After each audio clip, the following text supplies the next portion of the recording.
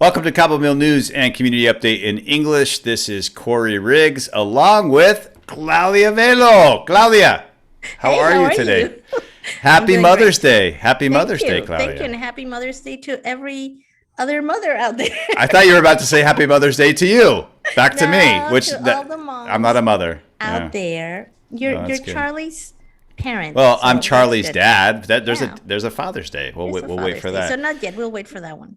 So welcome to Cabomil News and Community Update. Today is May 9th. As we said, it's Mother's Day, but Mother's Day in Mexico is when, Claudia? It's tomorrow, May 10. It doesn't change. Ah, In the States, it's the second Sunday of, of, uh-huh, of May. But uh-huh. in Mexico, it's always May 10.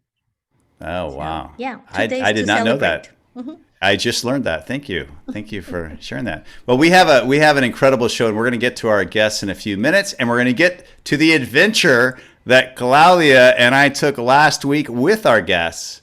But we're going to keep it a secret so far. If you're on Facebook Live, you can see our guests here. But if you're listening on the radio, you are going to have to wait because we have some news. And Claudia, why don't you let us know what's happening? Well, good news earlier this week, last week, the governor of Baja California Sur announced that the Health Safety Committee had determined that all 5 municipalities would be at level 3 in the health alert system. That is definitely good news, and that's because the number of hospital beds that are occupied by COVID-19 patients is down. So finally, the Malecon in La Paz, the boardwalk, is opening. It opened last Wednesday.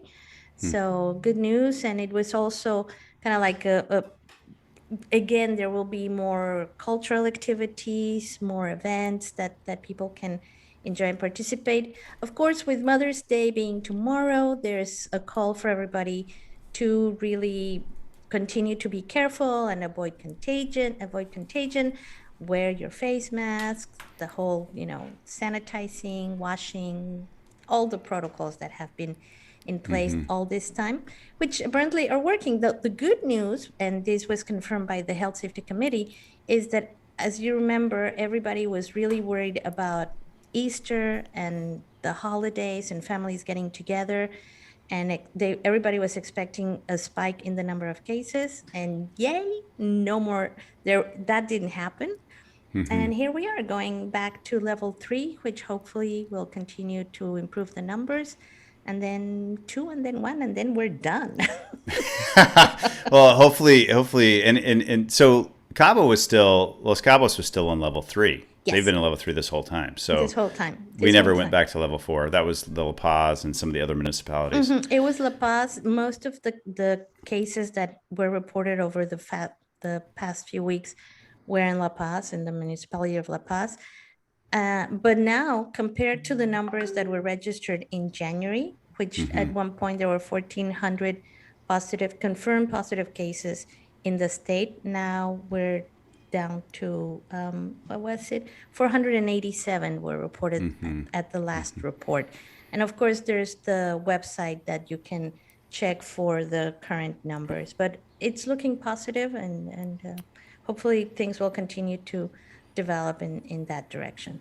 Yeah. No, it's very good, and we should be level 2, level 1, and we're out of there. And then we're How out of exciting! there. Yes, exactly. Anything else happen in the news? I mean, everything's COVID related. Is there anything non-COVID related that we have going on? Non-COVID related. Well, we had Cinco de Mayo, which was Oh, interesting. A lot of foreigners think that Cinco de Mayo is the celebration of Mexico's independence, but it isn't. no. We celebrate Mexico's independence in September. Cinco de Mayo is the one big battle that the Mexican army won back in 1862. But it was against what at the time was like the strongest, most organized, best armed army in the world, which was the French army, Yes. under at the time the rule of Napoleon III. And this was because France was the one country, the big country in Europe, that didn't really have a foothold in America. So it was like a good excuse. And against all odds, Mexico won the battle. And yay. I love the memes that are all over Instagram and Facebook that have Cinco de Mayo in the United States and everybody's partying, Yeah. Cinco de Mayo in Mexico, and it's just normal. It's a because normal no one day. celebrates it here. I just think Cinco de Mayo is popular because it's fun to say Cinco de Mayo. So I think when so you too. have a U.S. an English, When you don't speak any other Spanish, and the yeah, only thing you can exactly, say is Cinco de Mayo. Cinco de Mayo. Yeah, there you go. So, but no, it was. I did go out and ate some tacos, which I do Oh, almost nice. every day. So hey, Well, it's very exciting. I just so you're aware, I'm on my 25th day of Ramadan. wow, So there's only 5 days left. I'm skinny. I'm so yes, excited. I'm like skinny now. And I've lost my little fat roll. It's very exciting. I excellent. don't quite have a six pack yet, but I'm working on it. I still have 5 days to go. So that's my goal. But That still continues to amaze me because you're fasting more than 12 hours a day, but you're still doing your normal life, you're exercising and it's like business as usual. now I have to tell you, playing golf and not drinking is very difficult. I So can imagine. well, first of all, not drinking water, but I like to have margaritas when I play golf, and I wasn't able to have anything. And I'm not out, and also while I'm doing Ramadan, we're not drinking anything alcohol related as well. So it's a nice cleanse. Do you find that there's social pressure? Like, for example, playing golf, you're playing with other people, and there's this just compulsive behavior of drinking, and There's how definitely do you deal with that? it's definitely been social pressure, and in my line of work where I'm entertaining a lot, it's not easy. And I mean, when I explain it to people, though, it's very interesting because people are very intrigued and they want to hear more about it and they want to hear how the experience is, and then they look at me like I'm crazy that I'm doing this. So, but it's good, and it's been an incredible experience just from physically, but spiritually as well, and just having gratitude for food. It's amazing. I'm looking today. There was a cracker. My buddy was eating a cracker, and I was like, "That looks like the best cracker I've ever seen in my life." Wow. Just because you're so, I haven't been eating. So anyway, enough about Ramadan. It'll be done by the next show. That won't even be a topic anymore. We'll be done with it. So I'm very excited But about it's that. fascinating. It's fascinating. We have a culture where eating is just a given and drinking Hmm. is just a given. And then when you realize that it's not that way and what it takes to change your behavior and everybody's behavior towards drinking and eating, it's fascinating. Well, we have to have Isabel back and talk about this again because just limiting your calories does so many things for you in life. And they say that's why they say fasting. If you fast once a week, you will extend your life for years, and you'll also look younger. You'll feel younger because 60% of our energy goes towards digestion. So if you're taking that away, that energy is going towards something, and it's going towards healing your body. And the truth is, I mean, right now, when we're recording this, it's 4 p.m. I haven't eaten or drinking. I've been out playing golf. I went and helped train Charlie today. I worked about 4 or 5 hours today, and I have more energy than I usually have, and I haven't drank anything, no water, no food. And it's amazing. The more this goes on, the more energy I have during the day, and I'm not hungry later. So it's very interesting. I highly recommend it. And fasting in general, just obviously you don't have to start with Ramadan. That's a big Do thing. it for But 40 days now. yeah, do fasting for 40 days. Just go Yeah. for it. But Yeah. no, but it's a great thing. Well, you're listening to Cabomil News on 96.3 FM, and you should follow us on Facebook at Cabomil News, because if you're on Facebook Live, you're about to see some incredible stuff. Claudia, you and I had the chance to go. We interviewed a young lady by the name of Fernanda Nieto I think it was about a month ago. And we were so intrigued, we wanted to go swim with sharks with her because that's what she was selling, how you go out and swim with sharks. And I was nervous and scared. But of course, We we all decided were. to do it. But it was so inspiring, and we actually went last Sunday, and it was incredible. Amazing. Although we didn't see any sharks, but I do have to say it was incredible to be out there. There was a marine biologist who is also with us today, is Korey Ayres, and she's a PhD candidate in marine sciences. She's going to tell us a lot about shark behavior, but they were putting blood in the water because they were chumming. And we actually went swimming in the middle. I don't know how deep it was. What was it? A couple thousand feet? Well, Oh my Fernanda God, it can was tell way us. too deep. It was entirely too deep. It was incredible. Yeah, But you realize how deep and how blue and how blue goes to black very quickly. So. And how small you are. You're like on top of that, just looking we down. We're so in control of stuff, and then out there you realize, no, you're not. Well, it was really interesting, and we learned a lot. And without further ado, Fernanda is back with us. Thank you for being here, Fernanda, again. Hi, Korey and Claudia. Thank you for having me again. And Katie, you can say hi too, our marine biologist. And just listen to her accent. Okay, say hi, Katie. Hello. She's British, and I'm not saying the name the way she says her own name. And Katie, how do you say your name? How would you say it in Britain? Katie. Oh, I love that. Really cool. All right, so Fernanda, tell us about what happened on Sunday. Tell us about our trip. It was great. It was great. Thank you. I'm so glad you joined us. Thank you so much. And I can't wait for next time. We're going to try again. We never give up with the sharks. So yeah, we went out to a shark spot. We have like lots of different spots that we use depending on the weather conditions and also like where the action is like, so kind of depending on water temperature, currents, the fish, and therefore the sharks kind of move to different areas. So, but all the places that we use to chum, it's not like, we're not just going kind of in the middle of the ocean, although it very much seems that way.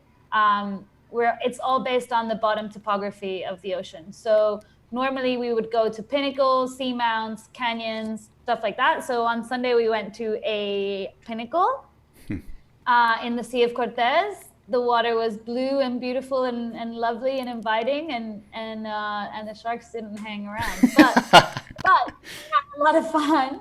And yeah, unfortunately, or I don't like to say unfortunately actually, because the ocean is just a huge desert, and you know we are fortunate to find sharks and interact, or any pelagic species, and interact with them once in a while. But the fact that it's not every single time and that we really need to work for it, on one hand shows you how lucky you are when we do have encounters. And on the other hand, it shows you that, you know, the ocean is being affected kind of by everything that's happening in the ocean. And the animals aren't just kind of there waiting for us. I'm sure. Oh, they're here. Here we go. Yeah. I don't book them, unfortunately. But I'm 100% sure that if we had been doing this activity 30 years ago, there would be a much higher chance of encountering sharks. So the shark population is declining, and in my line of work, or in for Katie as well, you know, we can definitely see that. Well, there were so many interesting things that we learned on Sunday, and we're gonna bring Katie in here for a minute in a second. But I want to talk about the chumming, because there's so many myths about sharks, and that if there's blood in the water, sharks are going to come, and if it's human blood, or even if it's cow's blood, or can you talk about that? Because I found that fascinating. I had no idea. So when we chum for these sharks, we try our best to use the fish that those sharks are actually hunting. And I know Katie has like this really cool chart that she's going to show you in a moment about the different senses of the sharks. So anyway, basically, sure, yeah, the sharks have a very good sense of smell. We have no doubt about that.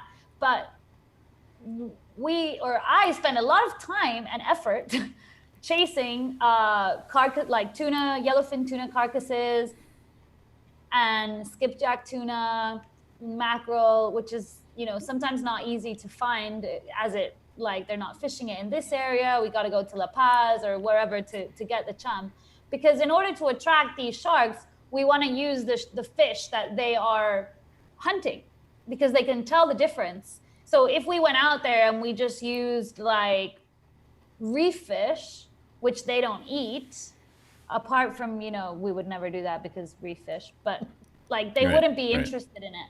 Same thing where it would probably be easier for us to go to the butcher and get like scraps and blood or whatever and use that because, you know, and again, it wouldn't work. That's not what they're looking for. And same goes for human blood, right? Like if you go in the water with a cut, or, you know, it's not gonna attract a bunch of sharks because they're simply, that's not what they're looking for. And the other thing is, like, sharks use a lot of energy to eat. So that's another reason why, you know, like all these myths about human, like we don't have anything that will benefit a shark. Like we don't have enough fat and proteins or whatever. In fact, we're just like a lot of bones. So any shark that does bite a human is completely mistaken, and you know, it's a complete waste of energy for them. So it's actually really rare. And I'm sure Katie can talk a little bit more about, like I said, the senses and stuff of why they why they're attracted or how they're attracted to the chum. But yeah, we used about 30 kilos of fish. Oh my gosh. Yeah. So a lot of fish. And wow. And we chummed for like 4 hours, I think, maybe a little bit less, like 3.5 hours. And you could see, like we talked about the slick line, right? So the slick line is the oils from the fish that's floating on the surface of the water, and the current is kind of pulling it and distributing it around. And you could see the slick line for quite a long way away. Miles. And it's just that the sharks were somewhere else. Elsewhere. You know, there wasn't sharks in that area that day. The ocean is big, and you know, Yeah. it's like it's like everywhere else. Whenever you want to see wildlife, you know, unless you're in a zoo and they're in cages, the chances are not always 100%. Yeah, it's like going fishing. They call it fishing. It's not called catching. Exactly. so it's the same thing. Well, it's so interesting, Katie. Now tell us about these sharks that we would have seen. What type of sharks? Because what's the word? Pelagic. Pelagic. So tell us what that means. So the month now is May. So you kind of came with us when we could have got potentially either a mako shark, or now the summer species are arriving, so the silky sharks. But in the winter months, we usually get mako sharks and blue sharks. So these are like, when we say pelagic, we mean that they're high in the water column.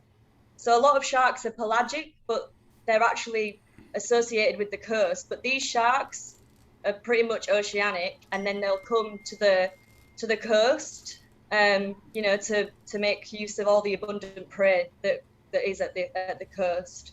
So yeah, makos and blues in the winter.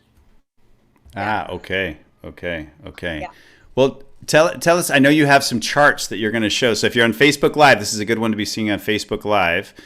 You're going to be talking about the shark senses. So yeah, like Fer was saying, like the sharks aren't just there waiting for us.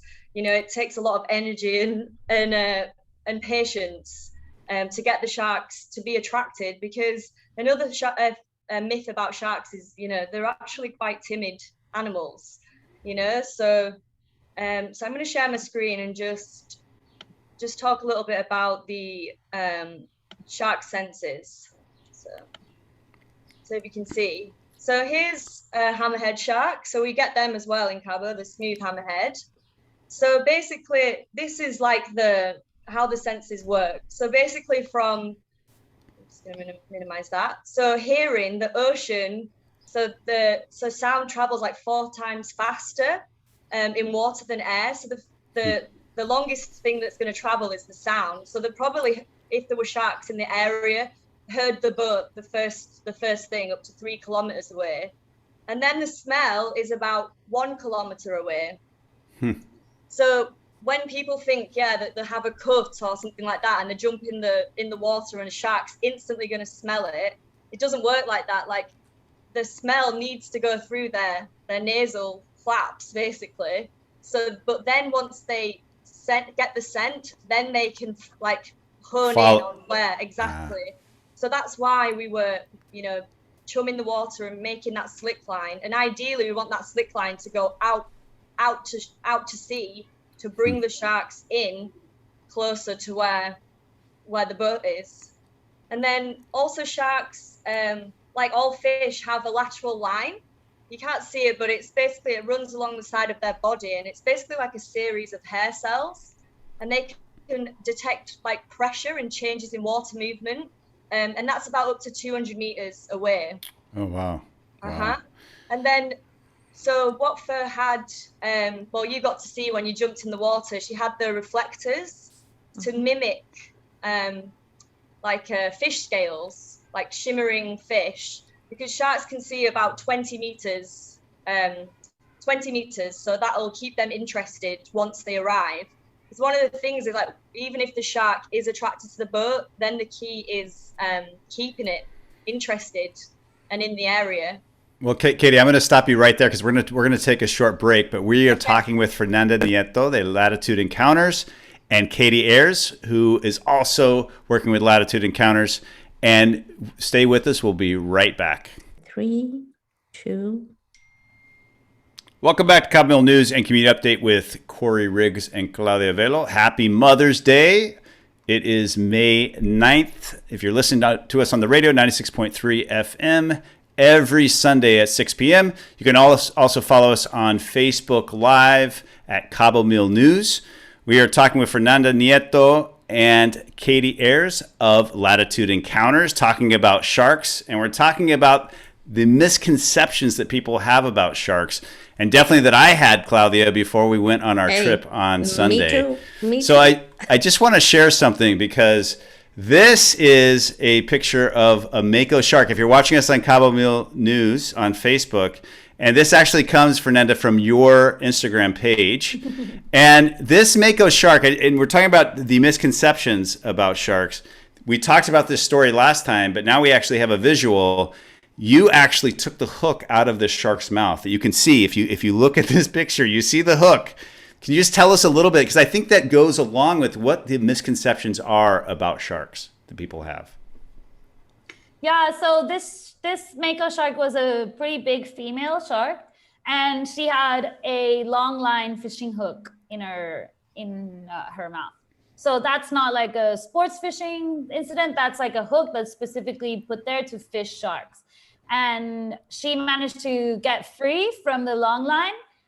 You can actually see on the fishing line, it looks like she broke, like she bit it until it broke.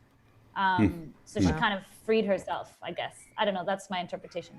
But yeah, I was with some other shark divers with me on this trip, some friends of mine, and they work in the Bahamas, and they actually take out a lot of hooks because there's a lot of shark fishing over there as well.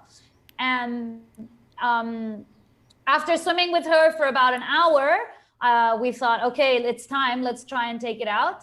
And I honestly thought as soon as she felt us tugging on the line, she was gonna be out of there. Like, you know, like Katie was saying earlier, sharks are pretty sensitive, timid, shy creatures.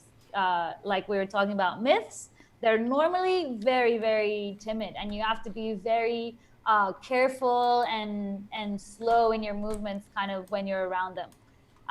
But she let us help her, and she let us get close. And mako sharks are actually the fastest shark in the world. And sometimes they do move around really, really fast when we're chumming, and because they're quite excited, there's a lot going on.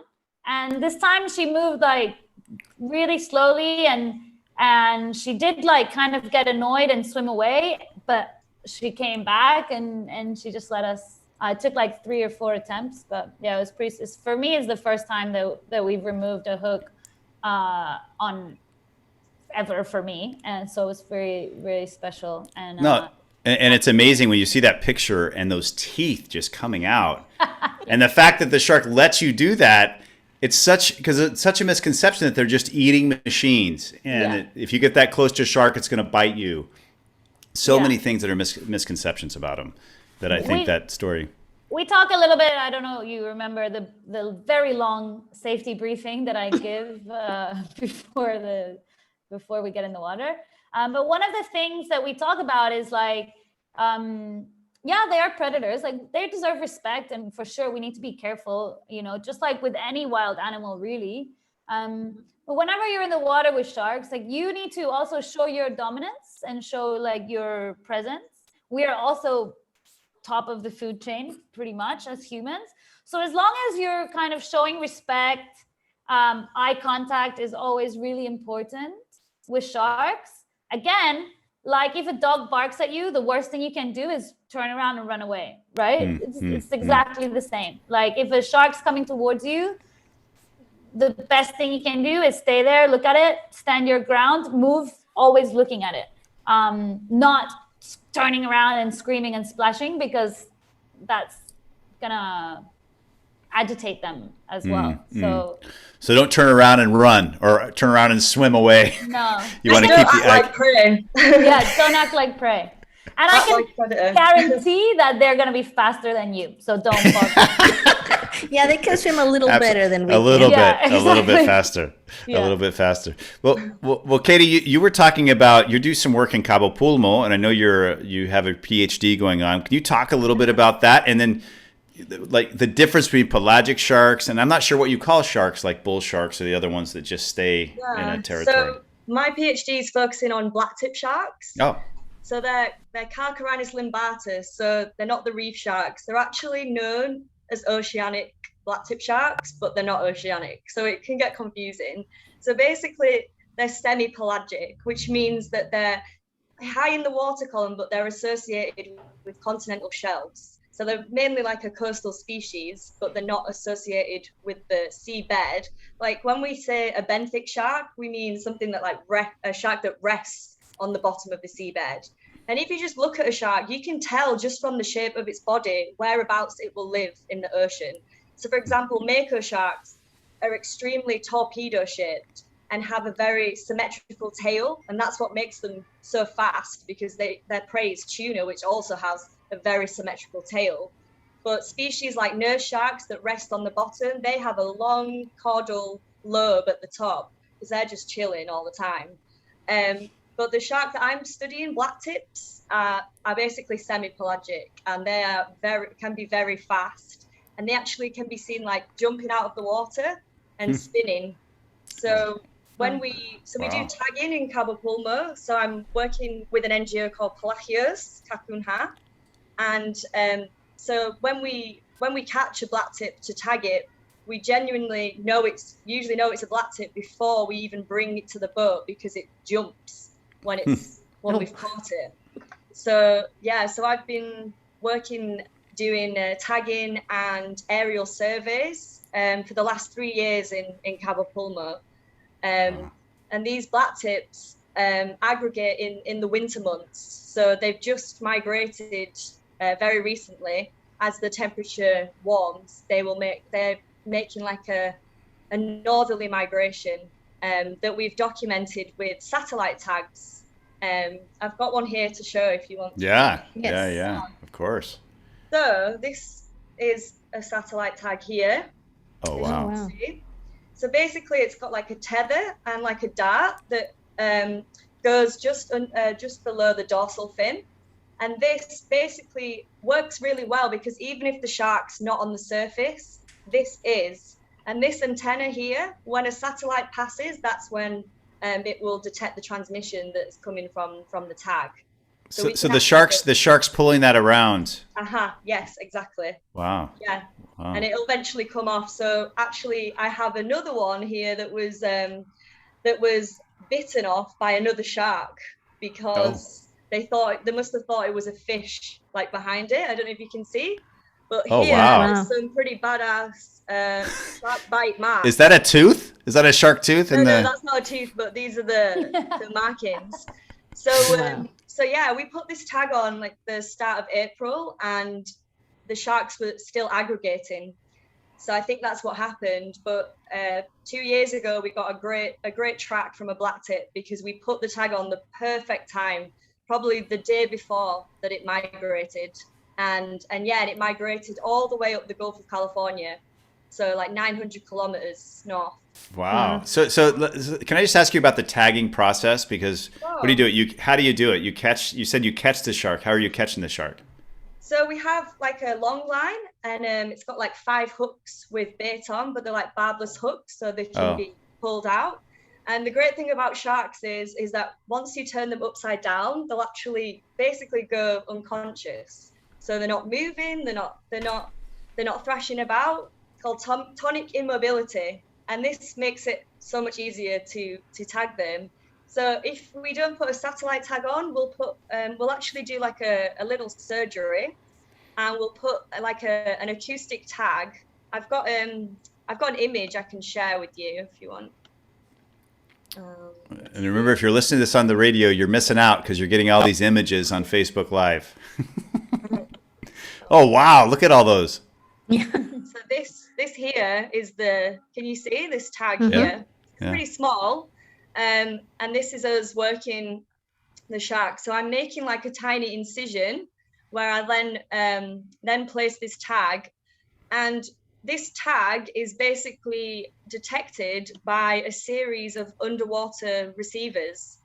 So when a shark swims past this receiver, the receiver will record its absence or presence, basically. So using the satellite tracks, we can get their actual tracks. And using the acoustic tags, we can see the present, like when they're in the national park. So yes, and we have data from some of the black tips for up to 6 years, and they are continually being redirected in the park every winter.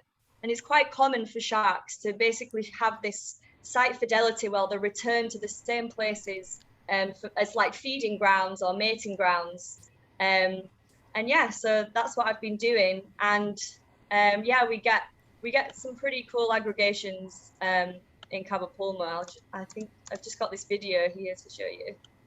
So this is a less invasive method of monitoring sharks, and this is with a drone. So these are all the black tips, and they're in very shallow water, and they prefer the sandy habitat. And how big are those sharks? So the sharks we catch are usually bigger than 2 meters. So the black tip sharks. These are all 6-foot sharks, and this is in Cabo Pulmo. More like 7. More like 7. So you're saying, wait. So you're saying these are all hanging out there. If I'm scuba diving in Cabo Pulmo, there's this many sharks, and we're looking at a screenshot, and there's probably a lot more than what we're seeing, right? This goes on. This goes on and on and on. I actually, Fer came with me and saw this for herself. But yeah, and it just shows, because there's just marine protected areas are one of the ways, you know, to help these species. And there's obviously enough food to support this many sharks because of the protection of Cabo Pulmo. And it also goes to show you can have a bunch of sharks, as we can see, and no attacks. So yeah, the black tips are incredibly shy, like very, very shy. In fact, we can never tag them. And in the photo, you can see it was nighttime. In the day, they're smart. They can see the boat and they just avoid us completely. So yeah. Wow. Amazing. Incredible. Yeah. Well, Claudia, why don't you take it from here? I keep talking. I have so many questions. What questions do you have, Claudia? I mean, we share the same questions, I think. But it's fascinating, the research that you're doing and your focus. So all these sharks that we see on the screen, go to Facebook Live, they're all black tip. Yeah, so for the most part, like you can see with this screenshot, they all look the same, you know, the same shape, the similar size. And on this day, like the visibility is really good. But I often see, especially as we get to May, more lemon sharks. So lemon sharks are lighter in color and have like different shaped pectoral fins. So you can really tell the difference between them. But we also have been tagging dusky sharks, which are very similar from an aerial view to black tip. So that is one of the limitations of drones, is that when a shark is very similar it's really hard to tell with the drone.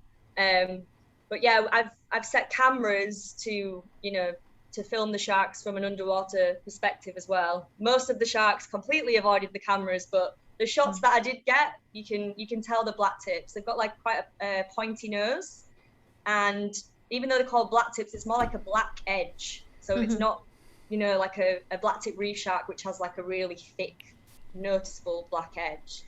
Now, yeah. Fernanda was mentioning that we are currently in the fishing ban season. Is this worldwide or just in the Northern Hemisphere, or how does that work? And does it really give sharks an opportunity to reproduce and maintain their numbers? So it's just in Mexico. And yeah, so the ban basically is based on a study that was looking at, you know, the mating seasons of sharks. And as Fernanda was saying, like the pelagic sharks, their mating season is in winter. So the ban between May and July isn't necessarily protecting them. But the main way to protect sharks is literally simply reducing the fishing effort. And you can do that in two ways, with temporal closures, but that means that everyone has to, you know, follow that rule. And a lot of the time in supermarkets, things are mislabeled. So it might be shark when you might not know that you're buying shark. And the other way is marine protected areas. So either closure on a temporal scale, but spatial scales are definitely, you know, as an example, Cabomil, very successful. But then for pelagic sharks, how do you monitor a shark that can migrate thousands of kilometers? Whereas Cabomil, like, it's a relatively small area, it's got community, it's backed by the community, like it's got, that's why it's so successful. But offshore, out of sight, out of mind, you can't see, you know, the amount and devastation of shark populations occurring, especially pelagic species that we see in Cabo in the winter. Fernanda, also, can you tell us a little bit about the great whites? Because that's like the big shark that everybody feels something major about. And of course, we've all seen the cage diving images, and Big Blue, which is like the largest recorded female right here, very kind of close to well, part of Baja. So can you talk about that? Well, I've had the privilege of cage diving with the great whites, and it's really, really something unbelievable to see these sharks, just such big creatures. And we're, yeah, as you said, so we have La Isla Guadalupe in the north of Baja, where we have pretty much the best place in the world for great whites. And that's because of the visibility of the water. That's why it's the best place in the world, because it's the place where you have great white sharks and blue, crystal clear water. And I think we were talking about this on the trip the other day, and a lot of people say, oh, you know, great whites are the most dangerous shark, and that's why you have to cage that. You have to be in a cage rather than what we do, which is like snorkeling, no like physical barrier. And that's not true at all. It's not because the great whites are more dangerous or more aggressive. The simple fact is that we cage dive with great whites because of their size. So if, again, like with any wild animal, you have to be able to see their changes in behavior. There are things that can bother them, especially sometimes other sharks. Like, so if we have one big shark and another shark, or one smaller shark and another bigger shark comes, there can be some competition between the sharks, and that can change a little bit the behavior. Now, if that were to happen with the mako sharks, blue sharks, silkies, the sharks that we are interacting with here in Cabo, then I, or your guide, or the shark, whatever shark expert you're in the water with, would be able to handle and maneuver and correct and deal with this shark behavior. Because the sharks are maybe a little bit bigger than us. I always say sharks are my size, but I'm pretty small. So, you know, but yeah, once we're in the water with our fins on and with our cameras in our hands and stuff, you know, we look pretty big in the water, pretty much the same as them. Now, if that were to happen with a great white, where it would change its behavior or maybe demonstrate a little bit of a more territorial behavior, then it's a lot harder for somebody to maneuver or manipulate or deal with a shark of, I don't know how many tons a great white shark normally is, but you know, it's a big shark. And people on the tour, they always ask me, what would you do if a great white shows up? And my answer is normally, I will get in the water because that would be amazing. But you will not get in the water. Why? Because I know how to behave around sharks. Also to understand the behavior, the way you maneuver in the water. I'm confident in my swimming skills and in my in myself. And I'm confident that I would be able to have an interaction with a great white shark. But that's why when you're talking about bringing clients, bringing divers, you know, any diver that's in the water is my responsibility at the end of the day. I'm there to be their safety diver. I'm there to protect them and to help them in, whether it's from a shark, most of the time, I'm there to help them overcome their own fears of being in the deep blue water, being uncomfortable snorkeling, like, you know, those types of things. So that's why we don't do open water interactions with great whites, pretty much.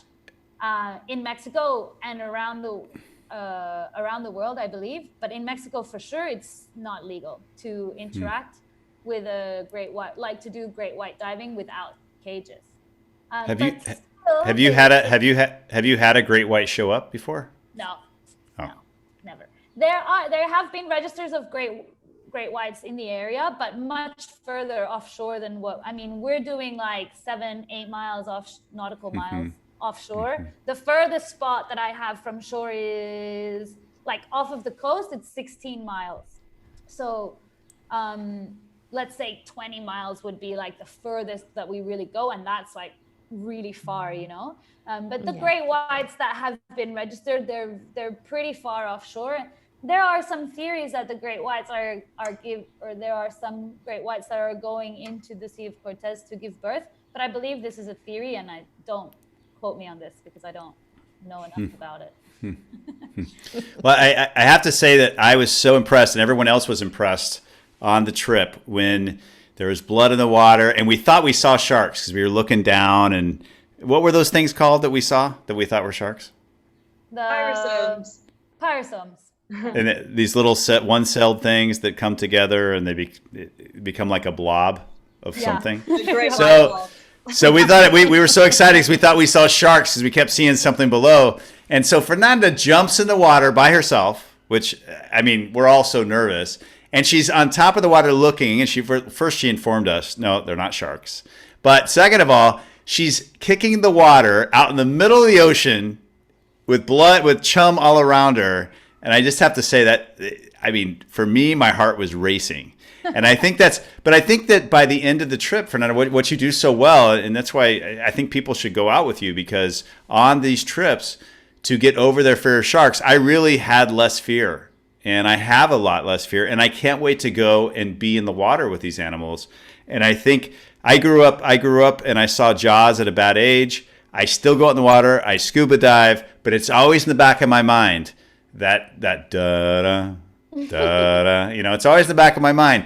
But now I feel more confident about it. And you, as you were speaking about these big sharks, there's also big sharks in Cabo Pulmo, because I've seen videos with the bull sharks that are there, and people scuba dive with those all the time.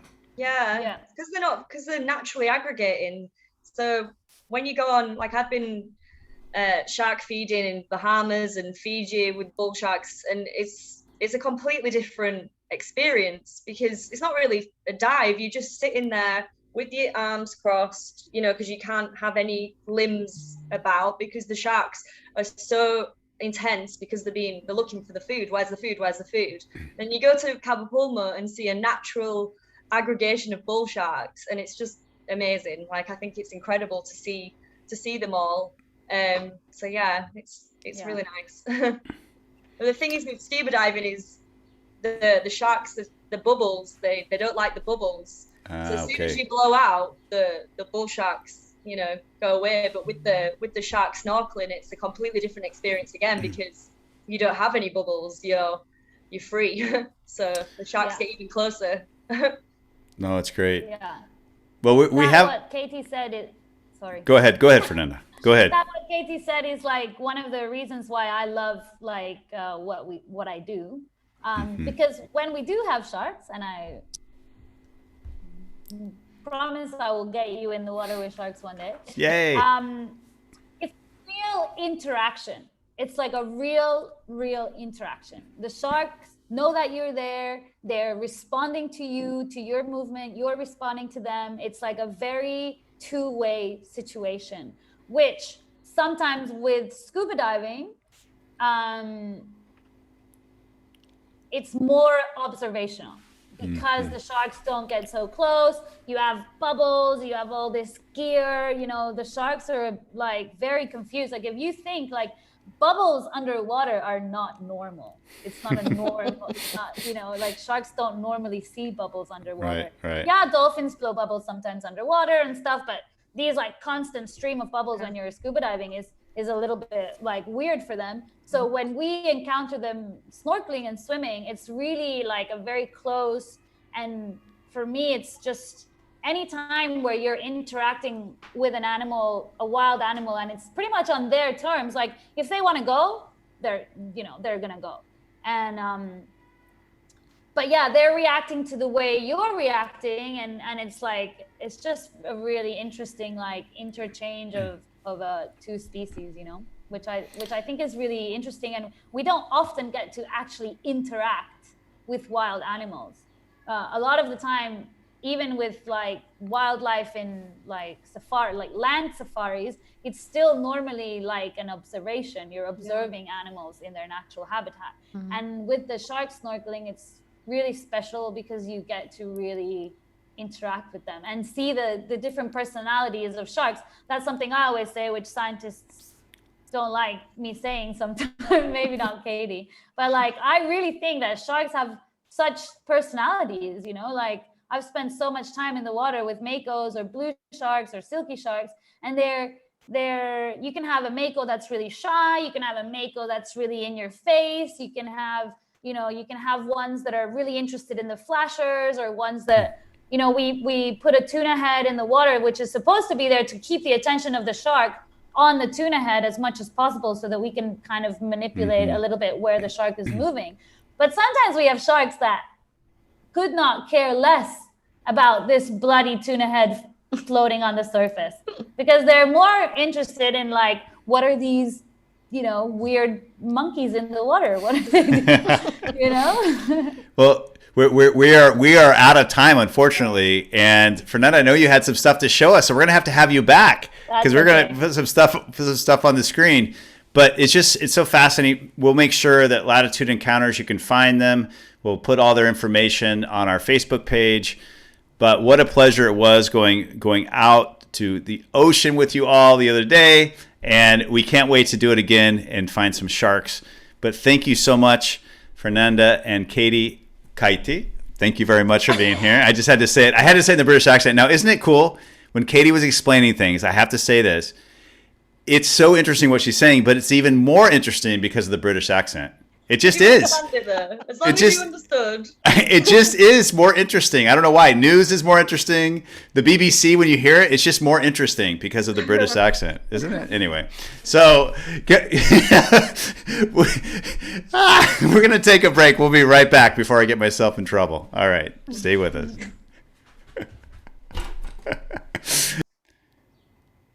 Welcome back to Cabomil News and Community Update in English with Korey Riggs and Claudia Velo. I want to thank our guests, Fernanda Nieto and Katie Ayres, who are with Latitude Encounters.